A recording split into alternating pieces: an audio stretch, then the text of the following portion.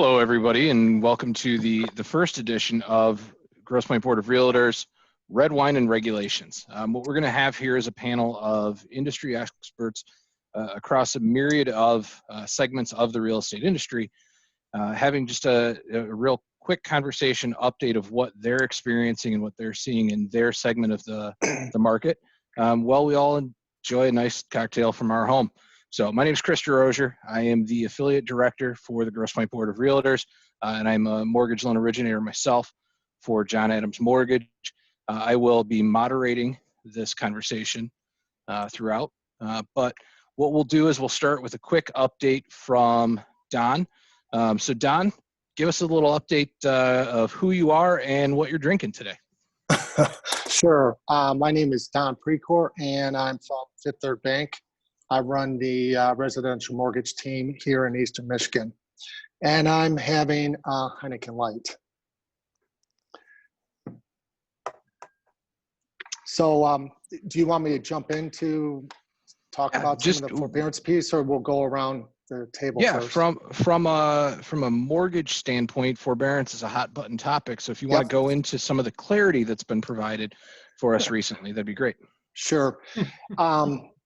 Yeah, and let's be clear here that changes are happening all the time. But a couple things on the forbearance piece. There's really, with the enactment of the CARE Act that happened a few months ago, where customers are able to do forbearance by just stating to the servicer that they have a challenge due to COVID-19. If they decide to go into forbearance, there's really three types of payments that customer can choose from once the forbearance arrangement's set up. One is depending on how long they defer and how long the forbearance is, because you can go forbearance as short as 90 days, 180 days, or you can even go up to 1 full year. There's really three types of payments. One is once you're in the forbearance arrangement, if things are working out and you're back working and everything's good, you have a choice that you can have all the payments paid current and you're done with the forbearance.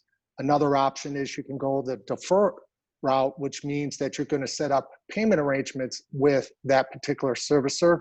And the last arrangement is a modification where, in essence, you're moving all the past due payments to the back of the loan.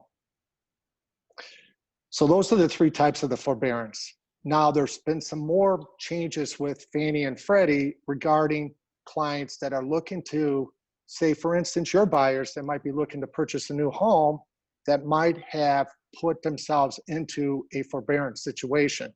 So there's been some guidance out of Fannie and Freddie. Basically, the lender is now responsible to validate your buyer, when they're applying for that purchase transaction, to verify if any of their current mortgages, it could be a first mortgage or a second mortgage, that is in a forbearance or repayment arrangement.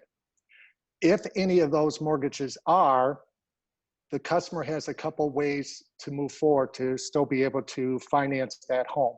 One is that they can bring all the payments to current, and then you can move forward with a new mortgage. If they're in a current repayment plan, and the lender would be having to verify under the plan that they haven't missed any of the payments since they started the repayment option, and they have to make 3 consecutive payments in the future before we could move forward in financing them. And it's the same situation under the defer plan, where basically the customer has to make 3 consecutive timely payments once the approval of that payment defer agreement has been done. So I think the key here is really be engaged with that lender when you're working with your buyers, if any of them happen to make that choice of going into a forbearance situation. That's great advice. So if anybody has questions regarding the forbearance, please hold them till the end. We're going to try and get through all of our presenters, and we'll ask all the questions at the end. So thank you, Don. Next, we're going to jump over to Laura. You're here with us and off mute, correct, Laura? I am. Perfect. So tell us who you are, who you're with, and what you're drinking. All right. Hi, I'm Laura Peters. I'm with Hill Mortgage. I am the operations officer and a loan officer over at Hill Mortgage. And I'm boring today. I'm just drinking Sprite. Um, so I am just going to be speaking and giving a quick update on the mortgage market as it pertains to rates. So right now, the economy and real estate, it's open. People are moving, and it's never been a better time for buyers to purchase a home. They're right now, rates are at historical lows. And lender leaders are kind of predicting that these rates are going to be in this neighborhood for 6 to 12 months. Fannie Mae is actually predicting low rates all the way through 2021. So they're here to stay. They're here for a while. These rates can help. They increase affordability for clients. They can buy a little more house for the same payment as they would be spending on a lower priced home, or they can get that same home and get a little lower payment. So it's just important to remember that these rates, they're always subjective, of course, based on credit report, LTV, property types, things of that nature. So the best thing you can do, the conversations are critical to get them with your clients and get them to a lender, and let the lender take a look and see what we can do to get them to take advantage of these amazing opportunities that we have right now with the rates. Good. Thank you very much. Next, we're going to jump over to Luke. Luke, I believe you're with us and you're off mute now as well. Yes, sir. All right. Tell us who you are and, more importantly, what you're drinking. Great. So my name is Luke Sasek. I am an independent area director for Cutco in our closing gifts program here in Michigan. And I've got some iced coffee and a glass courtesy of Michigan Realtors. And you can use your imagination if there's anything else in there. And yeah, so I've been working with Cutco for 10 years, and I'm in very much the same boat as a realtor, a real estate agent, in the fact that I'm an independent contractor, 1099, commission only based position, and I'm talking about client follow-up and sort of the things we can do to keep in touch with our clients after the transaction, because that's, I think, an important part of, if you want to build a long-term business that's successful and profitable, you can't be shelling out money for leads your entire career. You have to nurture your clients and really gain loyalty from your clients. And there's a whole gamut of reasons why that's important. And ultimately, I think what it comes down to is profitability, obviously, I mentioned, and also just lifestyle and enjoyment. Like the typically when you enjoy the people you're working with, then they hang out with other people that you might enjoy working with, and it's really great to be able to sort of branch out from one group of people. And everyone knows the best thing about working with referrals is that it's 100% free. And whether in our closing gifts division with Cutco, I can sell to everybody that eats and has a credit card. But in our closing gifts division, we work mostly with loan officers and realtors, and it's a strategy in keeping in touch with people that just, our goal is to help you keep your name in front of your clients. And so I think the important thing is that if you're doing that, it shouldn't be just with knives, right? It should be in a myriad of different ways. And my sort of philosophy is, don't let the things that you cannot do keep you from doing the things that you can do. And so one way I think that lands with a lot of realtors and lenders that's really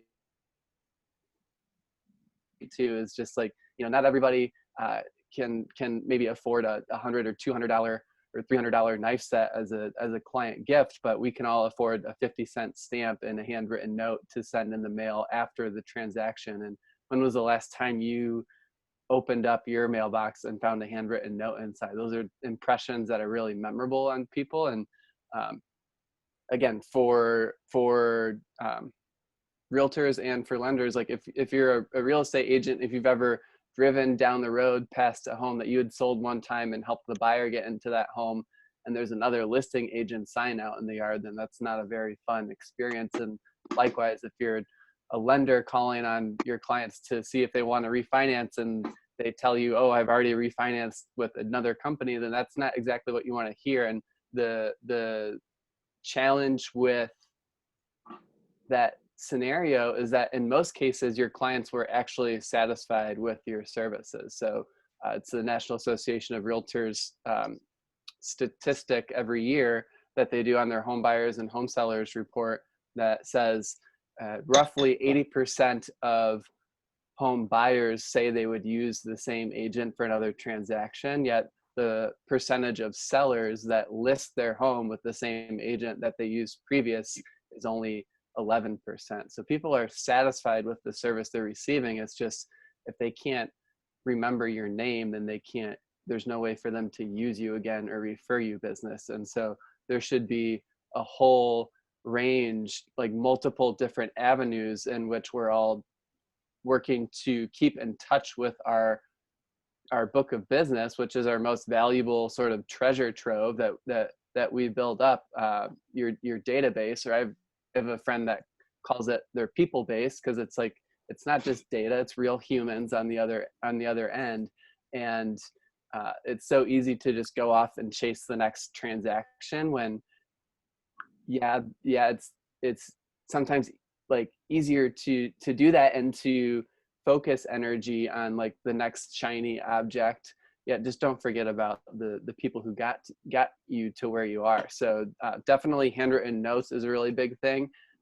Having some sort of customer relationship management tool, whether you want to call it a database or people base, it's totally up to you. Just have something to be able to systematically communicate to your clients. And I, in the last 3 or 4 years or so, have worked with my business coach to sort of overcome some limiting beliefs that I think all of us in the sales industry probably feel, in terms of you have this almost uncertainty or uncomfortability about reaching out to clients because you don't want to be bothering people. And yet the fact is we're all subject to thousands and thousands of different advertisements and thoughts coming at us every single day. So it's like, you might as well be in front of your clients as much as you can, because if you're not, then they're going to go off and use somebody else. So having a customer relationship management software just allows you to be able to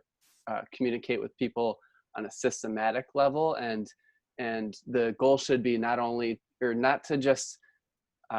just to like spam people afterwards, but to really add value and keep in touch with people and think service first, sales second, and really like come from contribution and be a valuable resource for your clients. And then the last thing I'll touch on really quickly is just actually asking people for referrals. And I've found the best time to do that is at the point in the transaction when the client is the happiest, which is usually right after the sort of closing, when they're just getting the keys to their new home, or they just got the check cleared to the bank for the home they sold. And so that's sort of like the high point in the transaction, when they're either moving in or moving out. And so that's the best time to ask for referrals. And it should be something that you're sort of planting the seeds for throughout the time of working with that individual client. And it doesn't have to be complicated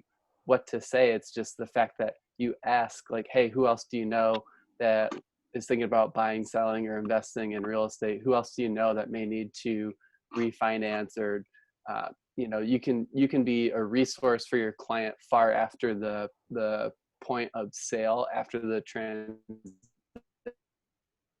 you can really start to plant seeds that will start to grow into a steady and predictable sort of harvest, in terms of when you look at where your future business is coming from. You don't, as you progress through building a business based on repeat transactions and referral business, then you're not always having to put so much energy into generating new leads, because you have people coming back to you that are referring you business and that are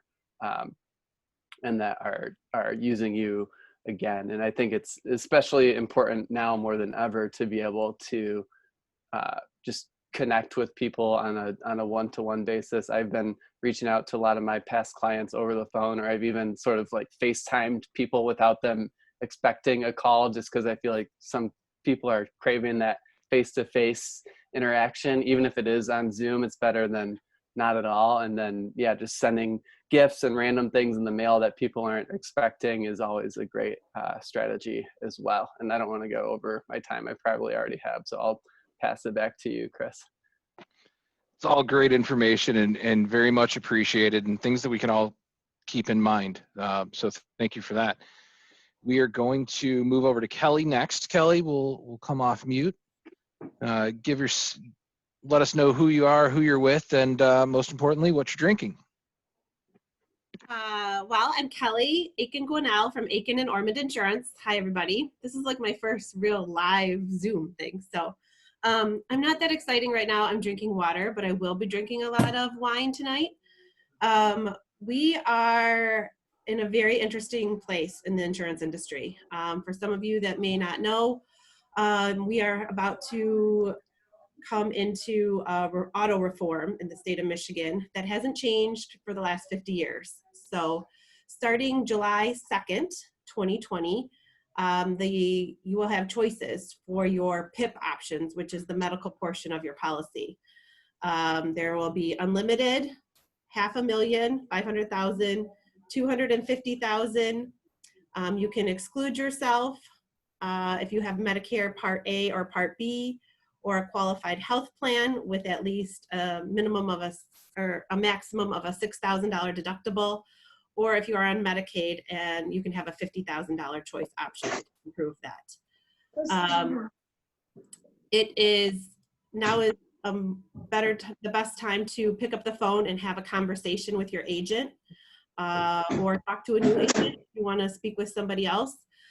We are very well versed in what the law is and what the changes are and what the options are to you. I will say that it sounded like it was going to be a lot less.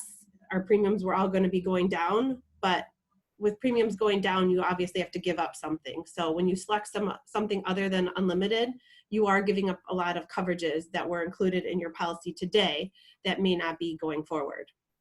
So recommend you talk to your agent, have a conversation not only about auto insurance, but also about umbrellas, protecting your assets. If you do not have an umbrella, I'm going to highly recommend that. And also some homeowners changes. There's a couple of changes, that endorsements that carriers have come out with.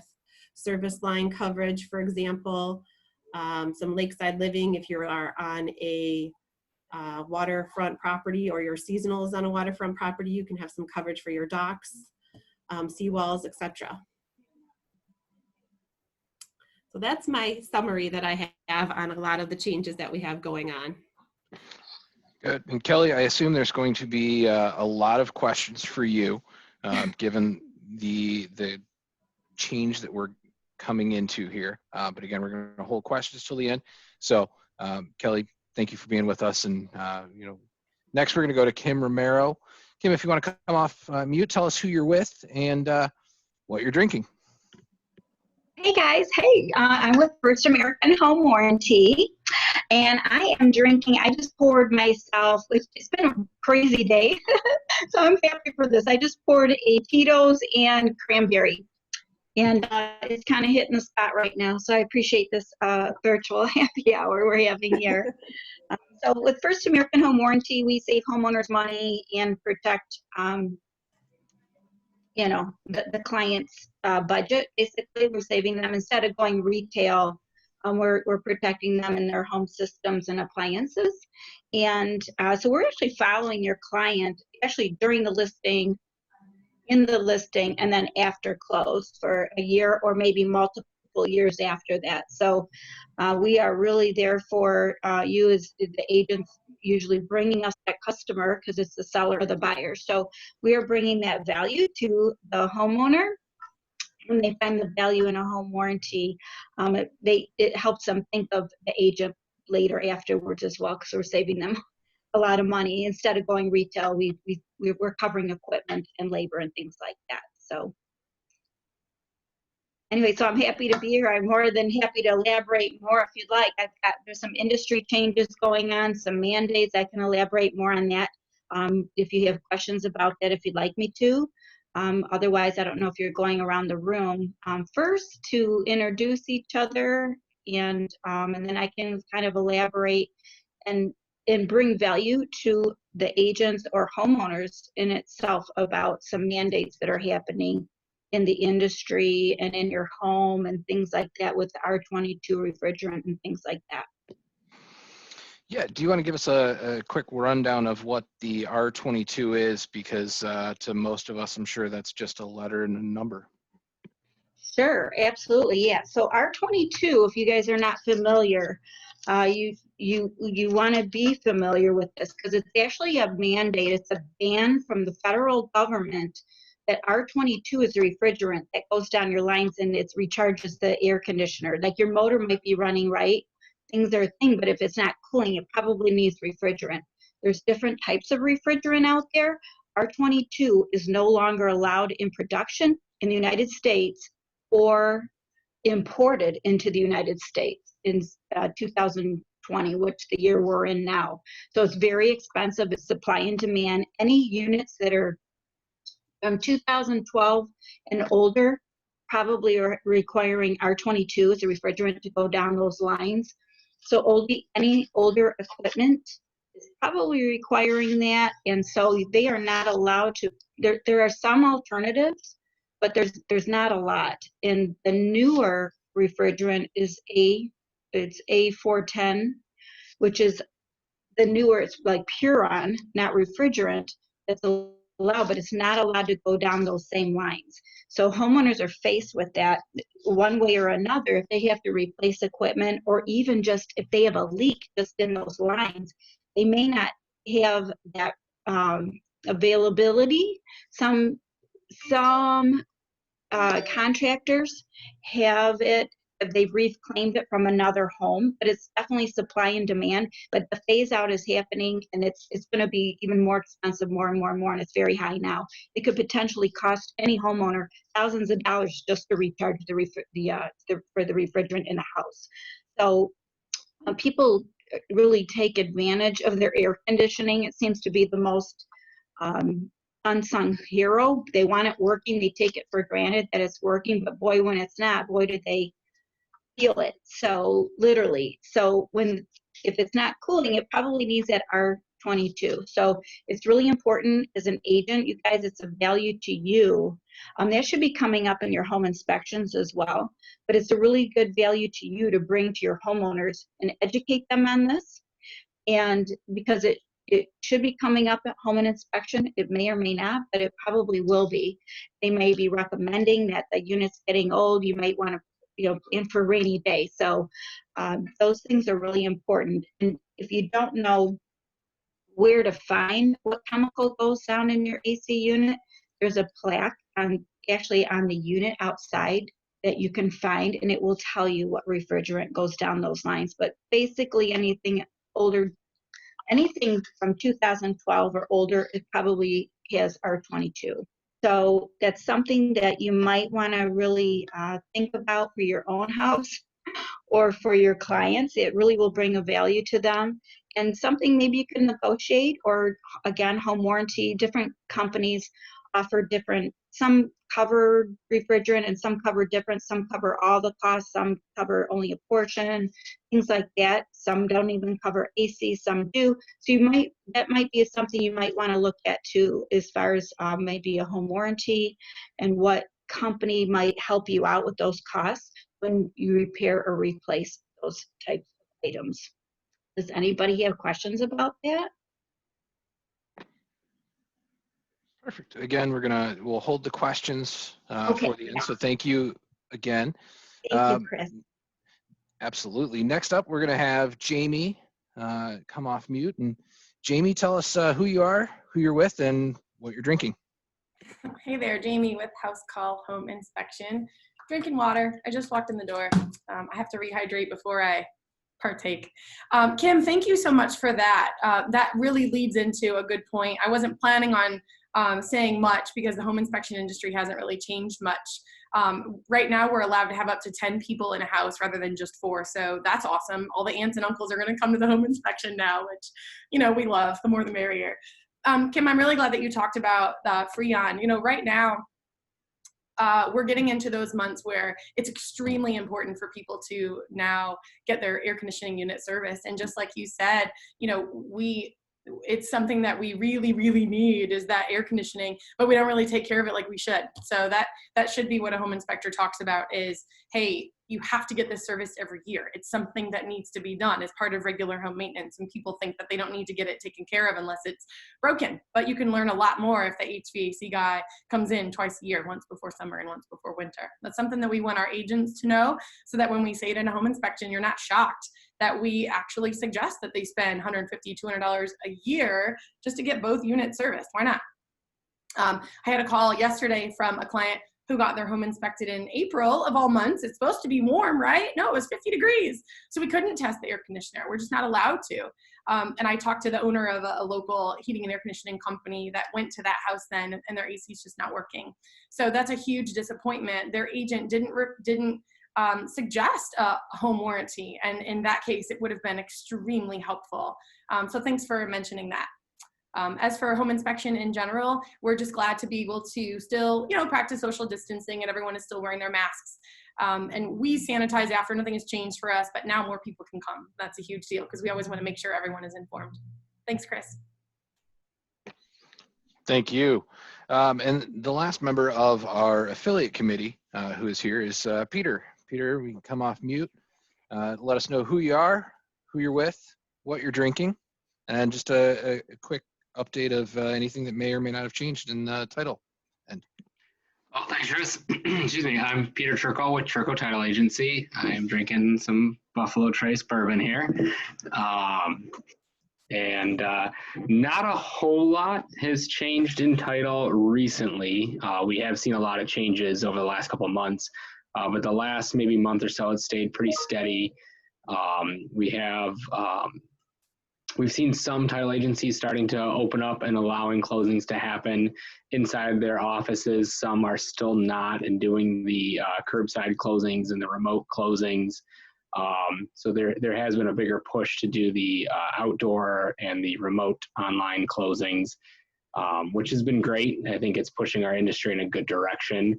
The other change that's going on that you guys might see is that the underwriters across the board are starting to raise the rates for title insurance. And so we are going to see a little bit higher rates. It is a small increase, but you might notice from one deal to the next that the rate has gone up a little bit. That's going to start coming soon. I think one underwriter has already changed.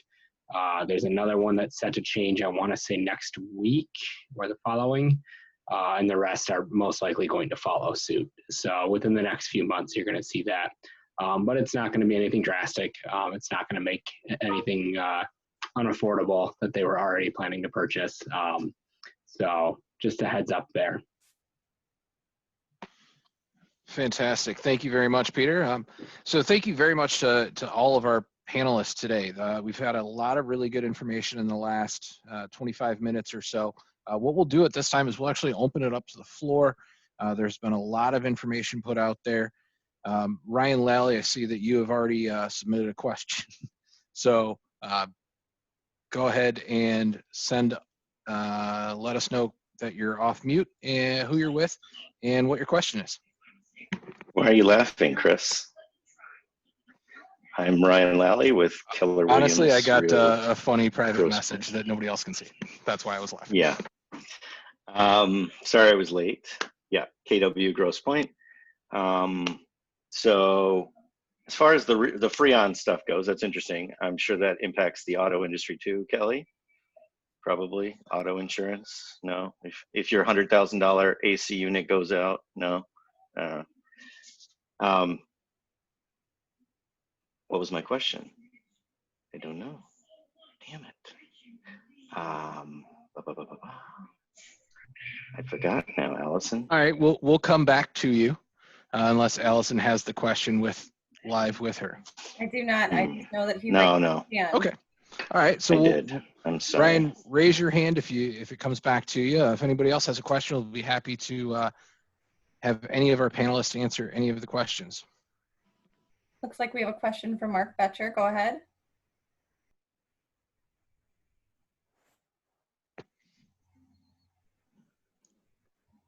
Now it's unmuted.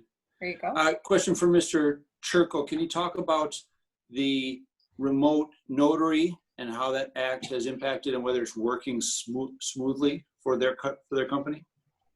Yeah, so there's been a couple things that have passed. So back in, I think it was November, they passed remote online notarization and in-person online notarization, which is the e-notary. But the Secretary of State was not allowing it to actually go forward. Once the Secretary of State finally signed off, the Register of Deeds were not accepting them to record. So it's been a process. One of the executive orders was to push that through and allow it to happen. The other thing, which was kind of a stepping stone, and I think has been the biggest change and the biggest thing that we've utilized, has been, it's called either an AVN or an RIN, which is a audio-visual notary or a remote ink sign notary. And what that means is your client would receive all the paperwork in the mail. They would sign up on like a Zoom room like this. It's being recorded. The notary would be on the other side of it, and they would actually ink sign all their paperwork while the notary is watching them on the camera. Then they overnight the documents back to us, and we notarize it for the day that they signed. And so that was something that they pushed out to allow. It's still going on. I want to say through the end of this month. I'm not 100% sure when the end date of it is, though. You're shaking your head, Chris, as if it is the end of this month. But I think that's the one that's taken off the most. The biggest issue we have is dealing with some of the lenders. There are some lenders that are completely on board with it and are happy to use it. There are others that are not, because the notary stamp actually has an extra line on it saying that it was notarized because of the executive order and in this fashion. And so some of the investors won't buy those loans from the lenders. So depending on who the lender is selling their loans to, they may or may not allow that to happen. Cash deals can do it with no problem.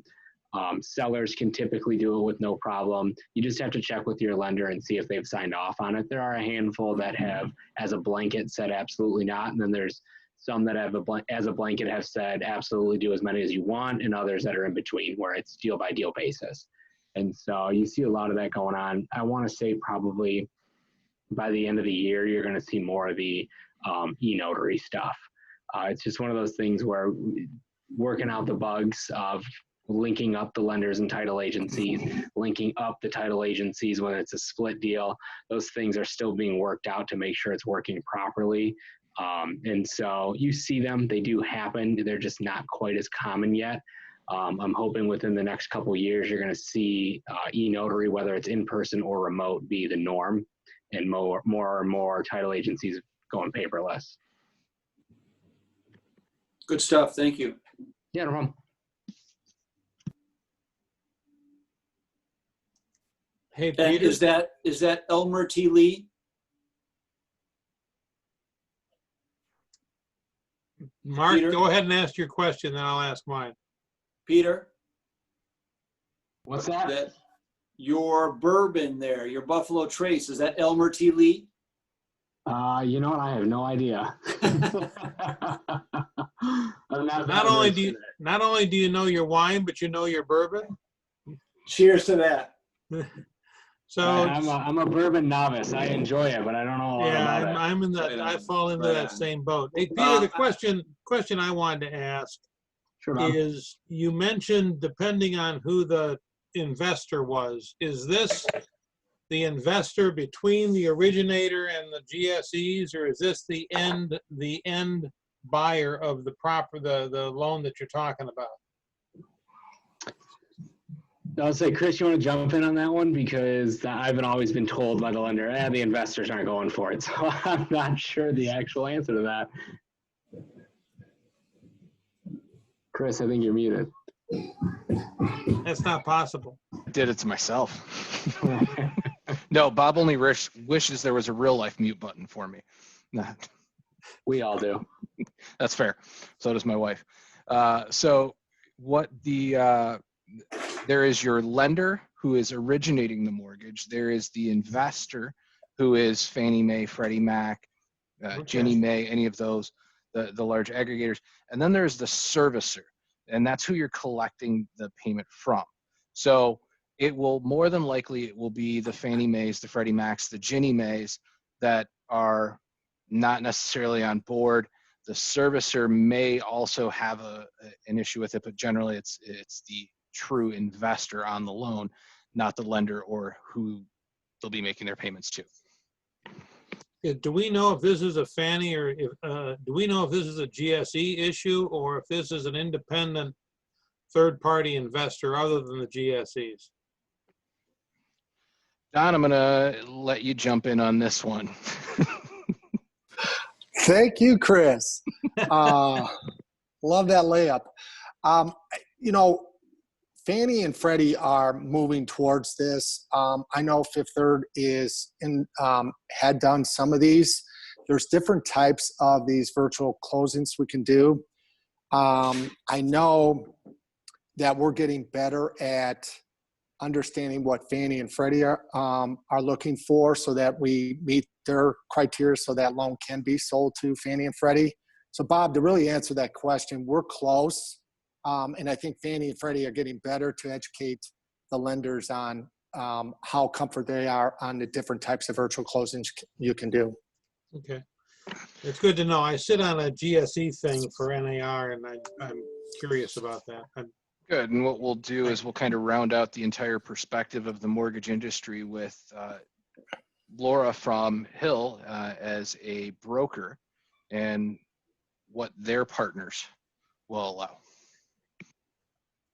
Right now, I know we utilize one who they'll do it as long as the county is accepting e-recording and the e-signature, they will allow it. So that's kind of, we're hearing it's not necessarily the title or the investor, sometimes it's the county that's holding it up. Okay. Good to hear. So are there any questions out there? Can I jump in real quick? Absolutely. Just off of what Laura said, with the newest executive order in regards to this, I don't know what the peeling back of a lot of the executive orders have done. All of the counties that e-record are required to accept the e-notary now. And they also were kind of, because of that, the Michigan E-Recording Commission, or MERC, came out and they had a meeting because of it and said the biggest issue they had were counties that can't e-record. What did they do? They actually came up with a policy on printing out the e-recorded documents, certifying, having the notary certify them, and then mailing them in or dropping them off. Because once you print an e-notarized and e-signed document, it's now considered a copy, no longer the original. But the Register of Deeds are now accepting printed e-signed documents as long as they've been certified by the notary. And so there are some workarounds. Obviously, not everywhere is going to take it. You want to check with the municipality that you are, or excuse me, with the county that you're recording with to make sure that they are accepting it. But I will say the majority, and I know at least Tri-County, is accepting both the audiovisual notary as well as the e-recordings, right, or the e-notary right now. And Chris has not told us what he's drinking, just so you know. That's fair. So I'm actually drinking a Jack Daniel's single barrel.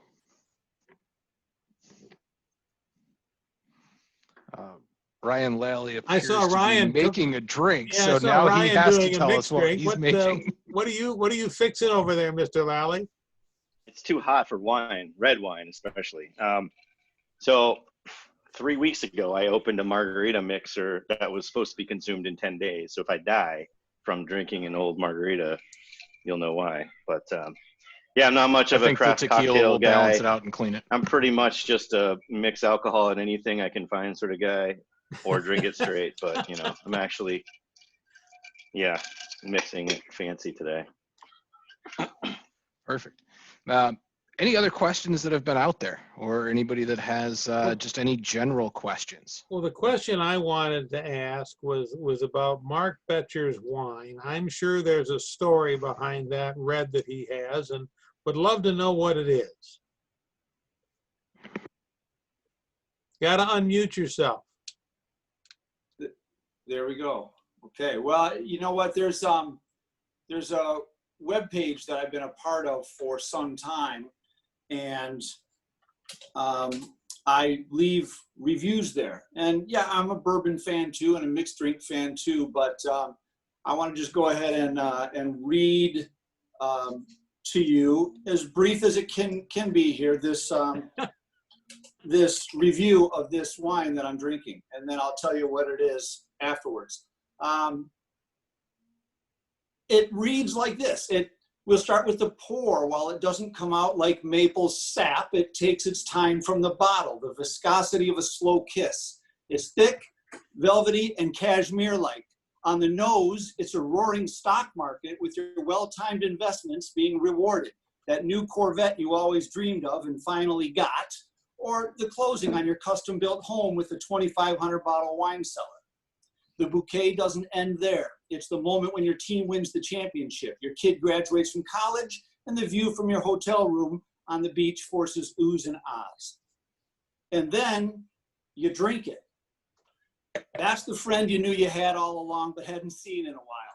It's the inheritance you received from an uncle you didn't know you had. It's the opera you figured you might sleep through but were wowed by the set and amazed by the voices. It's when your in-laws tell you that you were worthy of their kid all along. And on the finish, it's that clock on the wall in high school that never moved and took so long to get to the bell. It's the time it takes for your CPA to call you back during tax season. It's the pause between thunder cracks in a receding Midwest storm.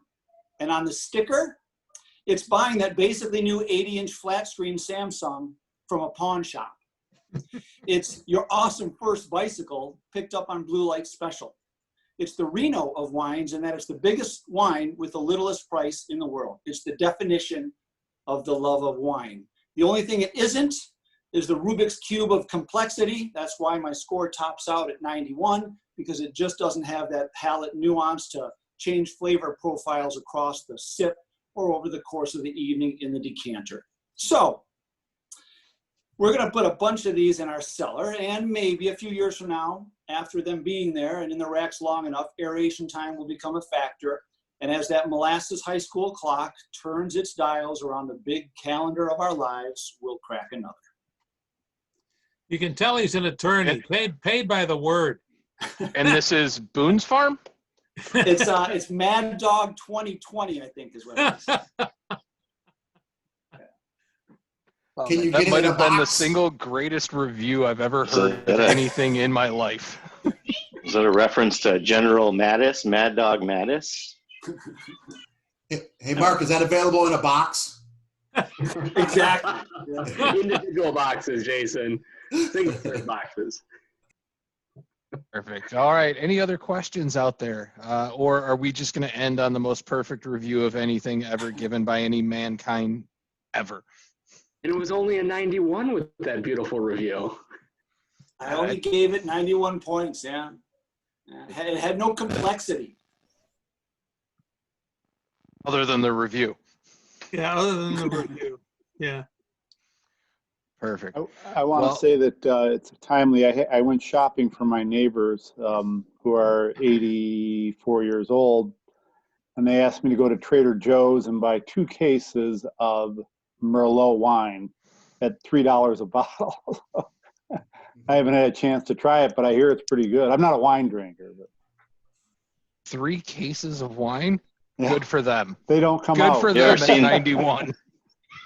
You ever seen the movie Sideways? Is it Sideways? Yes. Yeah. It's a great film. Great film. He hates Merlot, the protagonist. Effing Merlot. Are you chewing gum? Oh, yeah. Fantastic. Well, again, thank you, everyone. if there are no other questions, we will wrap this up. But Chris, thank can you I again. stop you and have everybody smile or say cheers for a picture? Sure. Okay. What side do you want? Not that one. Your good side. There you go. There Right, is we're no gonna get a good picture of everybody's face and Chase's thumb. That's all we get from him. So smile, say cheese. Jeez.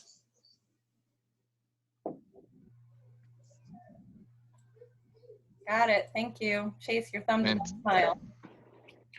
My camera doesn't work. I got a new computer. I'm setting it up as we speak. I'm getting there. I'm going to join the 90s here soon. Just you know, you got to get rid of those floppy disks, Chase. It doesn't work too well. Booting up. Perfect.